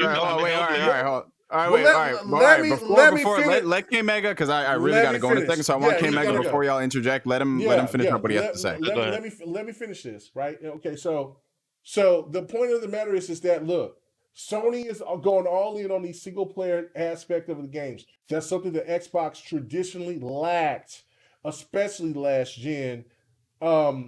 Everything else has been second and third party, right? Not traditionally exclusively, right? So when you look at this as what Sony is doing now, trying to get into the multiplayer space, why is it now that is good for Sony to try to get into the multiplayer space, but now since Xbox bought ZeniMax and Activision, and they have all these portfolios, also with Bethesda and everything else, the ZeniMax deal, that they can't come and now bring the same type of quality type of games to the forefront that PlayStation has. Like, there seems like okay, I see. Okay, I see. All right. So basically, like, why not rest on your laurels rather than go and diversify yourself? If this is what it is, I mean, basically the answer is the money that's generated from all these live service games. That's something that cannot be disputed. The money that's generated from a really successful live service game is going to trump any type of, quote, one and done game, end quote. So that's what it comes down to at the end of the day. They want to have their recurring revenue because that's where it is right now. Just like last generation, everybody wanted to be that Call of Duty so they can get people in the door. That's what people are doing now with the live service. And for some it works, for others it doesn't. But yeah, it's answering a problem that, they've ignored for the past 8 years, similar to, like you said, K-Mega, what Microsoft is doing now by acquiring all the studios to fill in all those gaps. So they're doing the opposite. Like PlayStation is doing what Microsoft was doing last generation. Oh, well, 2 generations back. And then now Microsoft is doing the opposite. So yeah, I mean, that's basically, that's what what's up? Question. How many of you guys think that the next God of War, they said no DLC for the first new rendition of God of War, that the next God of War will have DLC to pay for? I don't know. I mean, because listen, even Cory Balrog is not even working on this brand of God of War. Yeah, he's doing something else. But I'm saying they missed out on money for God of War with DLC. No. Well, you're right, but see, Sony at that time was about being a traditionalist, right? You're coming off of that now, K-Mega. So I know, but see, will the PlayStation fan base? So that's the difference, right? Because Jim Ryan and all of them gave this thought process that what we're doing is right. Everything else, what everybody else is doing around us, is wrong. Now, when you got PlayStation content creators that has been spewing this same type of narrative and now it's dying before their eyes, it's now turned into a situation to where, oh shit, what am I supposed to say now? Because you're doing exactly what Xbox is doing. You're doing exactly what Nintendo is doing to a certain extent, but it's mostly about what Xbox is doing, and you're turning your games into games as a service more than anything else. So the PS2 did have a games as a service, dude. They had EverQuest. They had EverQuest on the PS2 back then, brother. And that was pretty much really the first games as a service on a console. Because that's different EverQuest. But let me that's a different era though, bro. K-Mega, they needed a hard drive because EverQuest sold DLC for the game. PlayStation 2 was the only console other than a PC to play EverQuest. So Sony got money for that. So let me get my boy Nero out of here because like you said, he said Nero again, bro. I'm sorry. You better tell Capcom. Hey, bro. You know what? I'm gonna call you out your goddamn name because you called my state out of my. You just listen. All I'm saying is you better negotiate with Capcom to cut me that check if I'm gonna play Nero. Come on now, man. I need that shit. Okay. So last question before you get out of here, Neo. Yes, I'm sorry, brother. I'm sorry. I'm sorry. I know it takes. Blue pill or the red pill, Neo. Blue pill or the red pill. You know what? No. That's just me with the Crown Black. I'm enjoying myself. I'm loving the podcast. It ain't about you. Listen, you can call it the Crown Black. We can call it the Oklahoma school system. Whatever it is. Wow. And you know what? I will not knock that because the Oklahoma school system is lacking. Damn! Is the crack? I did not expect that. No. Well, no, I'm very highly political. You know what I'm saying? So hopefully I can come into you because I know that you dip and dabble into other stuff. Yes, sir. Yeah. Oh, yeah. I can't wait. When I do this other podcast, I cannot wait to go and hear people about some other stuff. But again, with this, is that Oklahoma's political educational system is bullshit when it comes to people that aren't into charter schools. But my whole point of this is that this is Crown Blackness talking, so I apologize. But we figured that. Yeah. But no. I want to ask you one more question because, like this man said, he had to leave. He told me hours ago. He's like, "Look, man, I wanted to get some more work. I wanted to do this, so I am so happy for him to be here almost an hour and a half afterwards because he said I can ask the question. Just get to the point, please. Well, shut your ass up. Okay, so I have to do that with K Mega, bro. I'm Yeah, sorry. I'm telling you, man. I feel it. I feel it. Everybody Go can. on. Boy, the disrespect is real. Like people understand now. Like you can fuck with me. I'm not this. I don't know what people Oh boy, think here of we me go. as some kind of I monster know, or whatever. right? Liquor. We got about Well, another 20 minutes. Come on, K Mega. No, oh my God, stop it.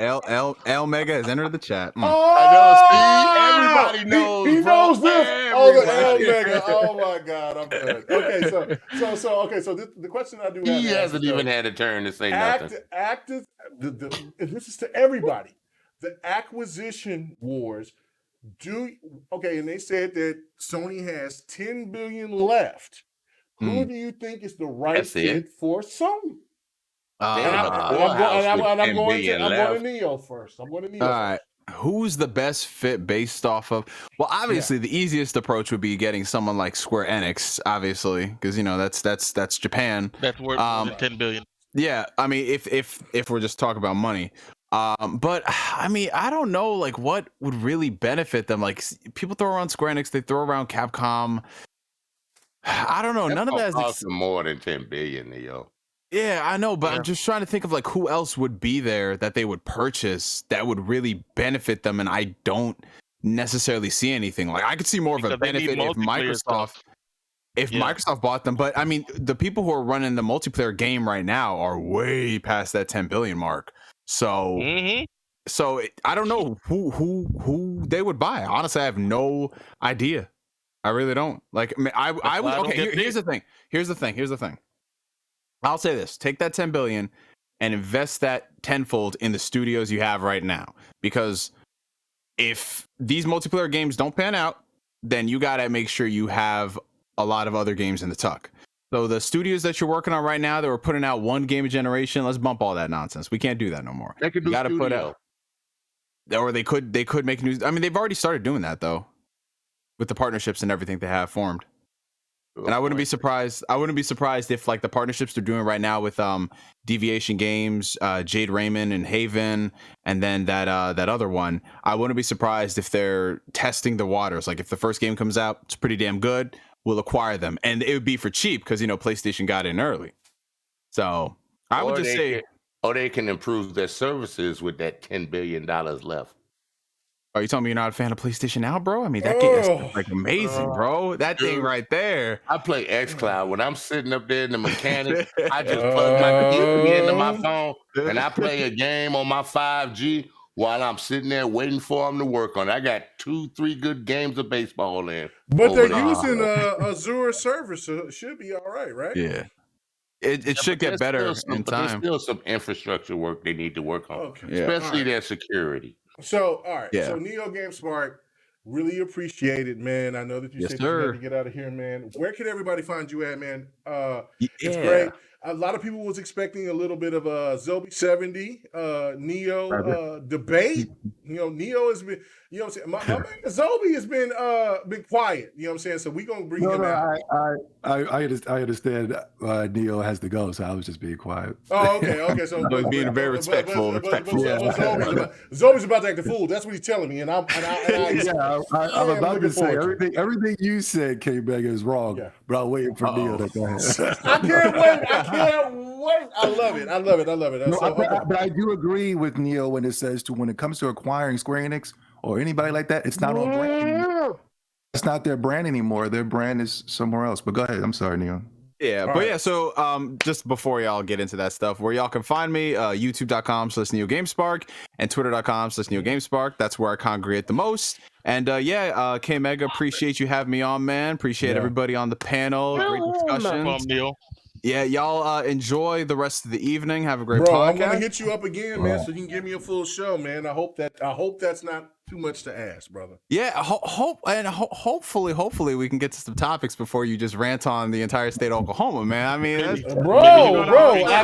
you give Oklahoma his props, I don't know. But we still, I feel like we need to get to the bottom of this. There's some repressed feelings and emotions going on, K Mega. What is it, man? Hey, man, listen, Oklahoma is life. And let's go. You talking shit about cornbread, but you're going to want a lot of cornbread. You know what I'm saying? Listen, and when we take it away from you and we take your woman and then she's ours for the taking, What the? Maybe what? I'm gonna let you handle this. When the apocalypse comes, how did that even Oklahoma go will rise. So listen, Myth. Wow, You can take it, she Oklahoma wasn't will mine. rise. What is going on over there, Oklahoma, man? Memphis. Hey, the South will rise. That's a little. Bro. That's a little too rah America for me. Oklahoma Man. is not I'm the just South. saying. Oklahoma is not the South. You gonna be coming to the South though. You'll be coming up and say, "Man, I guess so.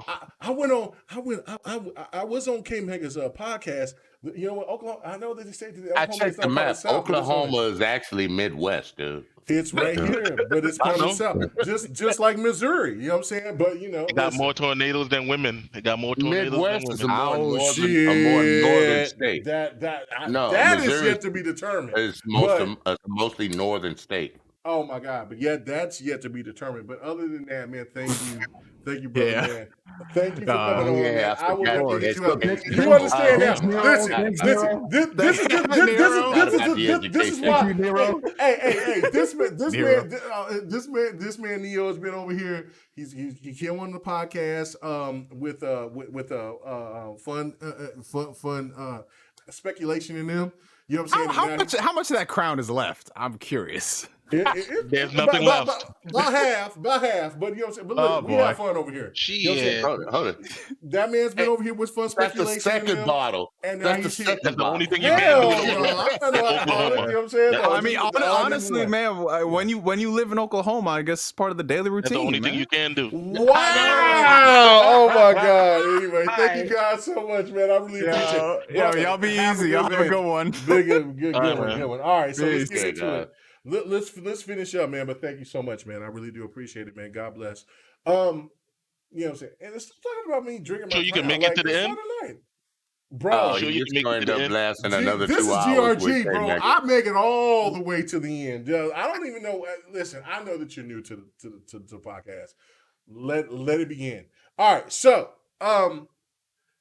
what do you guys think about what he just said, about what Nero said about Neo? Yeah, D. Neo. Yeah, D. What do you think, D? I said Nero. I said Neo. I'm sorry. But I haven't heard D the whole time. What you talking about? Because you've been talking. D ain't been saying nothing.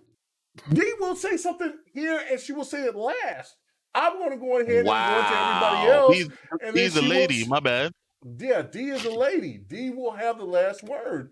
And ladies are last. Let the lady speak. Let the lady speak. I had the lady speak beforehand.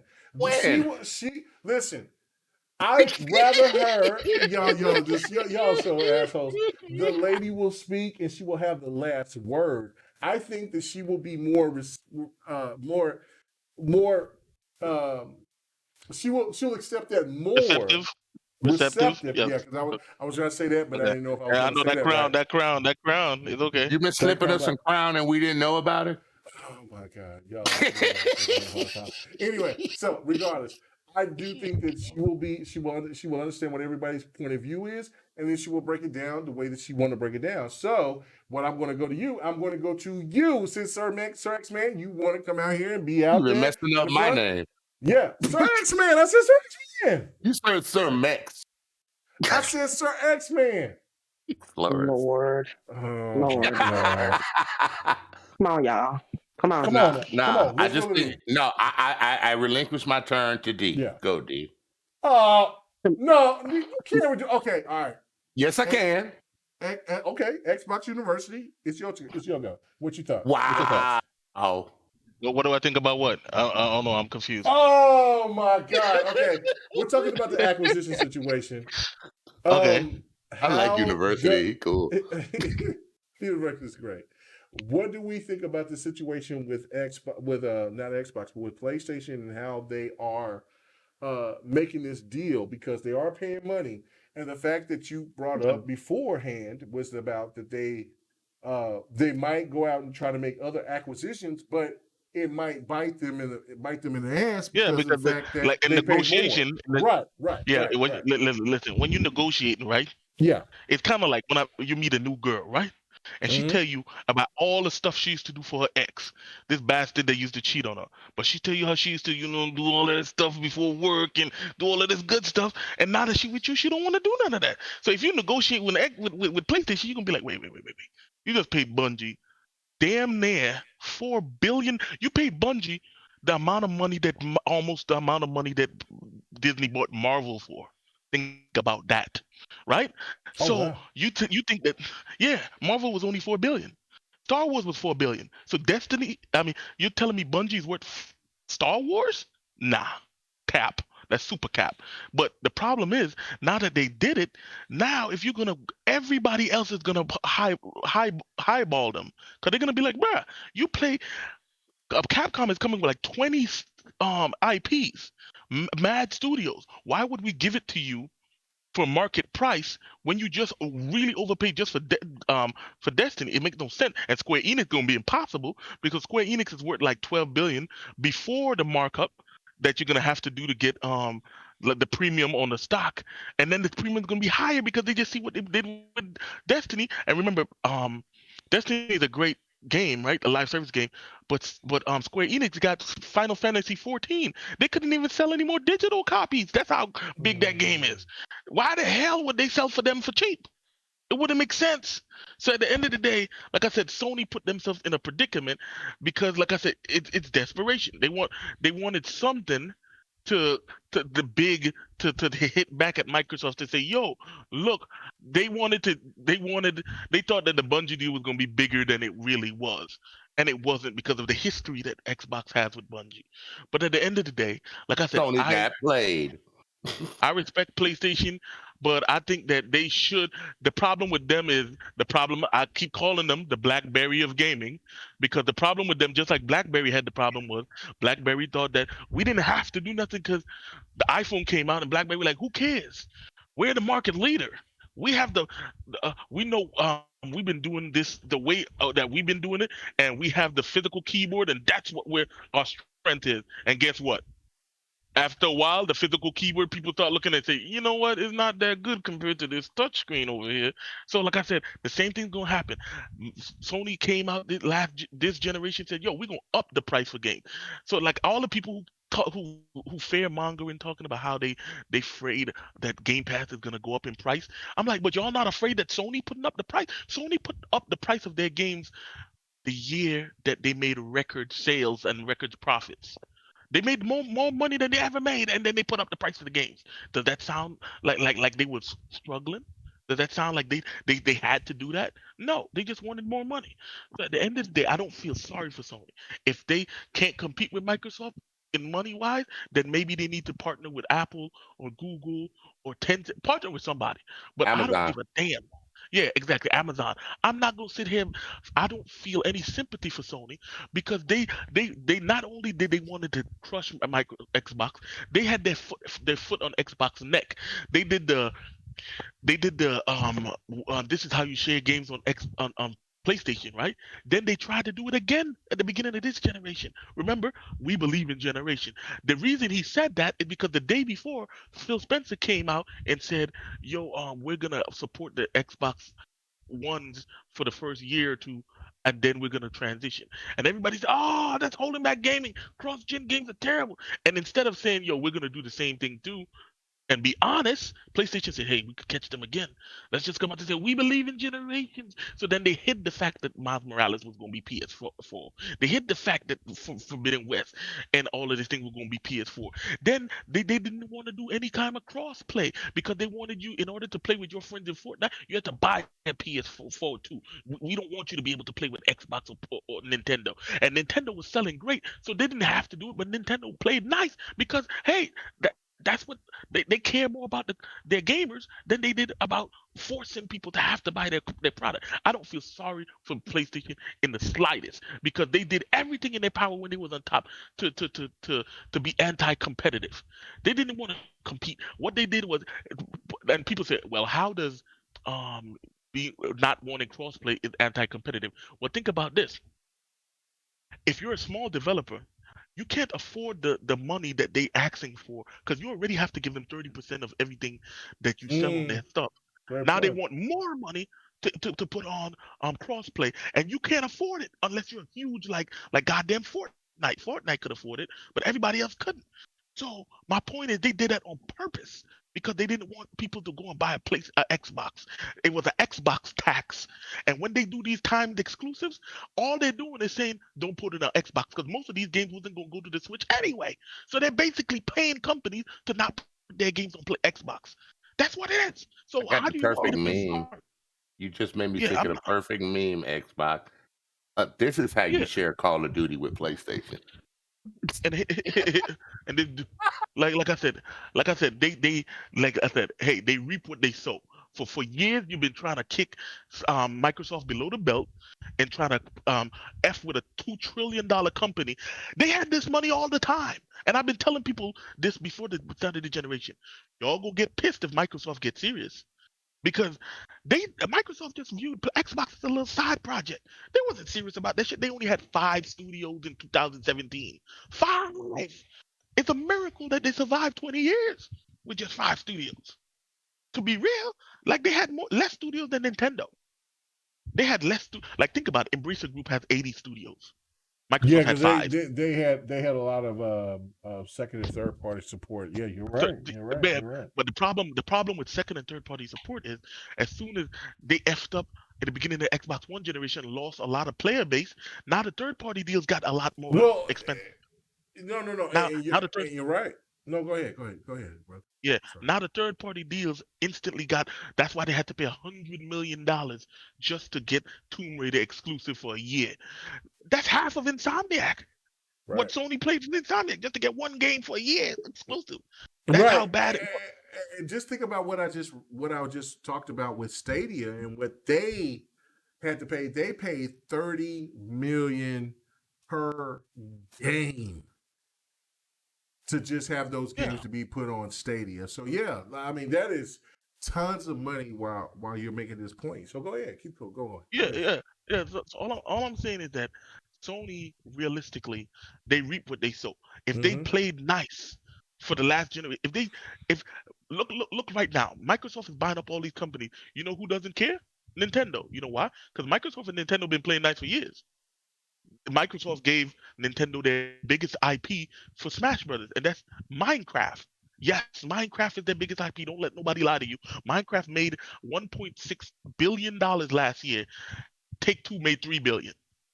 So one game made almost half what Take Two as a publisher makes.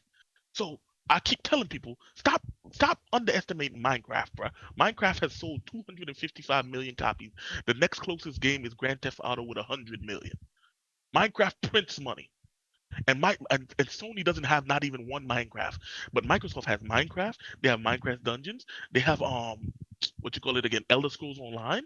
They have Fallout 76. They have oh my god, they have like 10 live service games. Halo is a live service game. Forza is a live service game. Sea of Thieves is a live service game. Like they got recurring revenue out the wazoo, and Sony has none. And Sony realized that but it's too late now because Microsoft been plotting this shit for years. And like I said, they kept kicking Microsoft when it was down, kept kicking them. We believe in generation. That was trying to be slick. That was them trying to be slick, and it backfired because now when they realize now that the fanboys gonna say, oh well, it's smart to keep those games on PS4 too. While they and I'm like, yes, it's smart. So why wasn't it smart when Xbox said it? Just like it's smart to put the games on PC. Yes, that's smart. So why wasn't it smart when Xbox did it? Why is it Mm-hmm. only smart when Sony does it? But anyway, I'm No, done no, no, preaching. no, no. That's a great point. That's a great point. Henosis in the chat. The super chat works. He says, "Greetings to all. Great show. I was waiting for my Dying Light 2 in the mail, and Crossfire X looks so cool. I buy even though I'm on Game Pass day one with the 1-2 campaigns. No doubt about it. And that's another thing too, where a lot of people keep having this misconception is like, well, if you support Game Pass, then you don't buy games. Listen to this, right? Like, there's a game on PC that I'm going to buy, and that is Lost Ark. And I am so stoked for that.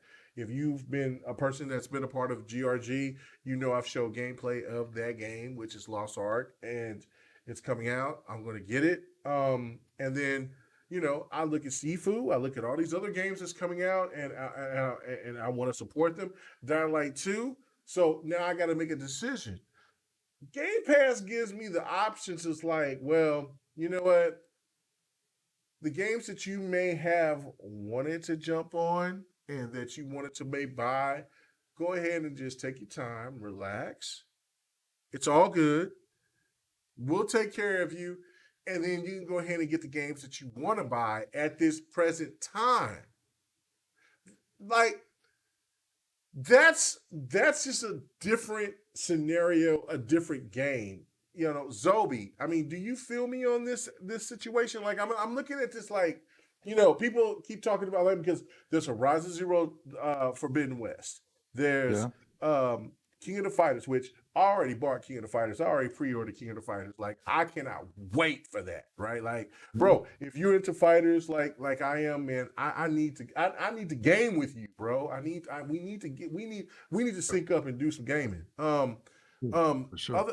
Other than that, like, I mean, I'm just looking at this and I'm just looking like, man, look, Game Pass is setting a precedent. Like, look, man, there's so many games that's coming out.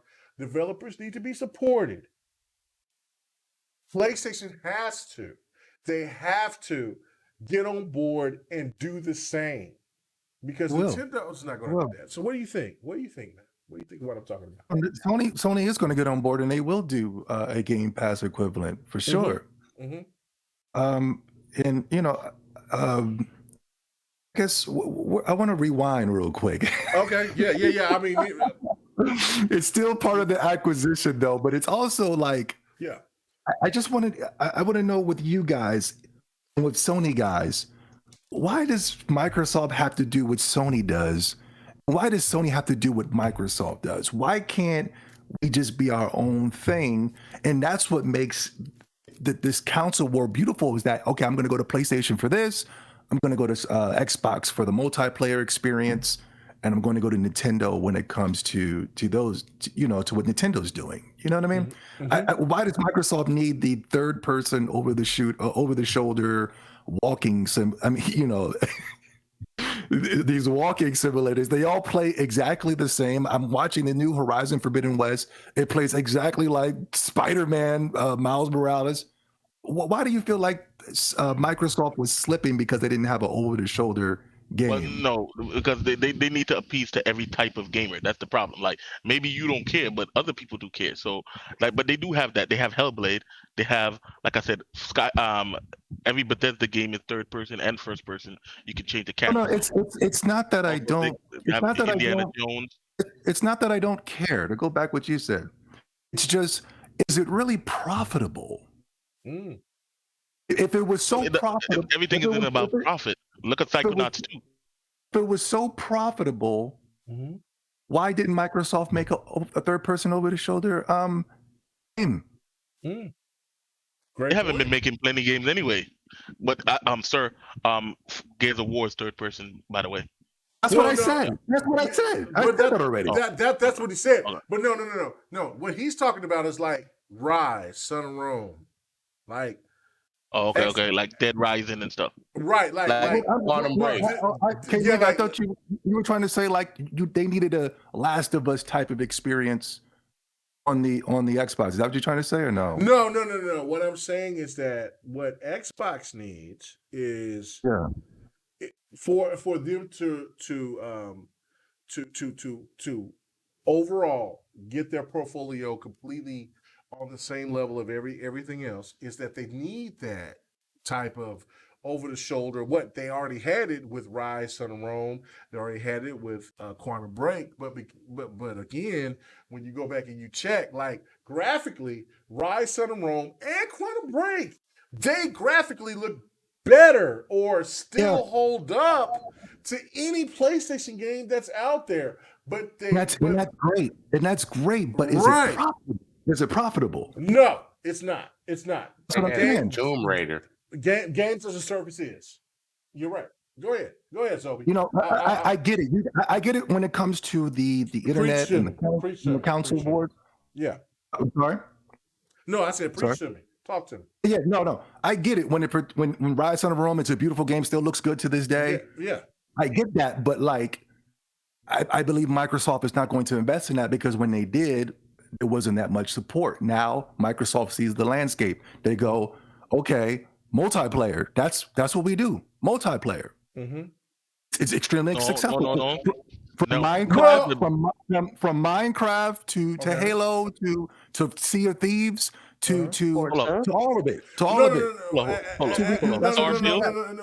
Starfield, Elder Scrolls 6. Well, no, Xbox. Let him finish. Okay. No, Starfield is when it comes to Starfield and Bethesda, that's always been with Microsoft, but it's been coming from Bethesda, the Skyrims, the Oblivions, the Morrowinds. Those things mold well with Xbox, and that's what's coming in the future. But as of right now, when it comes to making money, we do multiplayer better than everybody. Why would we invest in a third-person over-the-shoulder experience when it's not even profitable for Sony? You know what I'm saying? Listen, talk to me, Zoe. That's what tripped me out about this transformation. Neil Gaiman said something, and I respect him and I love him. All that. Oh yeah. He said something that wasn't fully the truth. He was trying to compare. He was saying that Microsoft was hiding the numbers when it came to Halo and things of that such. I know Halo was extremely successful, but he tried to compare it to how Horizon did 10 million. Uncharted did 10 million. But listen, it didn't reach 10 million at $60. It reached 10 million because of $10. Wow. Talk about it. That's what I wanted to hear. $10, bro. Sony made absolutely no money. Sony made no money with God of War and Horizon. You know why? Because it's on the PC. Right. And listen, when I told people that, I was like, okay, when people try to make that point of view to me, well, PlayStation, well, God of War, well, no, Spider-Man hit 20 or 25 million. How much was Spider-Man when you hit 25 million?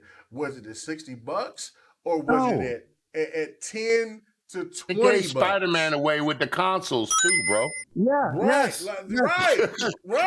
Right. And you know they also count the PlayStation Plus free when they give Horizon away for free. You know they count that, right? Because when you click on it to take it for free, they say thank you for your purchase. That's what they say. So the numbers numbers lie to a degree, especially when it pertains to Sony. Because when you sell a game for $10, you're not making any money, especially when you put so much money behind the Horizons and the Ghost of Tsushimas and the God of Wars. You put a lot of money behind it. You got the VR capture head suits. You got the voice actors. You got the high grade graphics and things of that such. And once it's gone, you're not making your money back. Yeah, and this is the reason why they're putting on PC. It's not because they're just so deep and profound. It's just that they didn't make any money, so they have to find a way to make money. Let me tell you the truth. Sony has the same issue that Bethesda had, where